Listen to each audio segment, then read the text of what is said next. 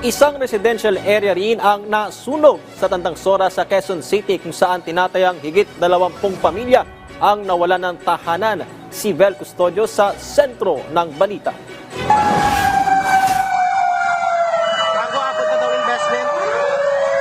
Sunod-sunod na dumarating ang mga truck ng bumbero matapos tupukin ng sunog ang 18 residential establishments sa General Avenue, Barangay Tandang Sora, pasado alas 11 kagabi. Mabilis na kumalat ang apoy dahil sa magkakadikit na bahay na gawa sa light materials. Kaya naman wala nang naisalbang gamit ng ilang residente kagaya ni Helen. Natutulog na po kami kanina, around 11 past 11. And then nakarinig kami ng sigawan. Then binuksan ko yung bintana, malaki na yung apoy. Nasa tapat na po ng bahay namin talaga. Kaya bumaba na po talaga ako. Kaming lahat bumaba na. Wala po kami na isalba. Doon po kami sa dulo lumabas, sa exit doon. Bumawid kami ng pader.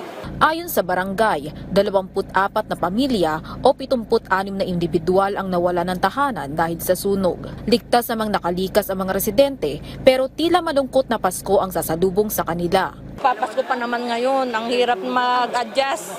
Hirap po mag-adjust, lalo na po yung talagang gaya namin na walang-wala.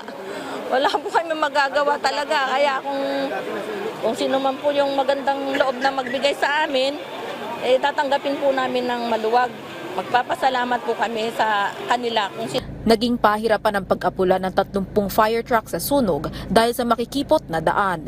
Po dito ay isang 2-story residential informal settler. Ang origin of fire po natin ay ground floor sa bedroom ng nasabing bahay. Masyadong masikip yung papasok, iskinita papasok at one way lang, isa lang yung daan. Tapos palabas, dadaan ka sa bahay ng kabila para lang makalabas. Ang ibang bumbero, pumwesto na sa itaas ng bubong para mas mapabilis ang pag-apula ng apoy.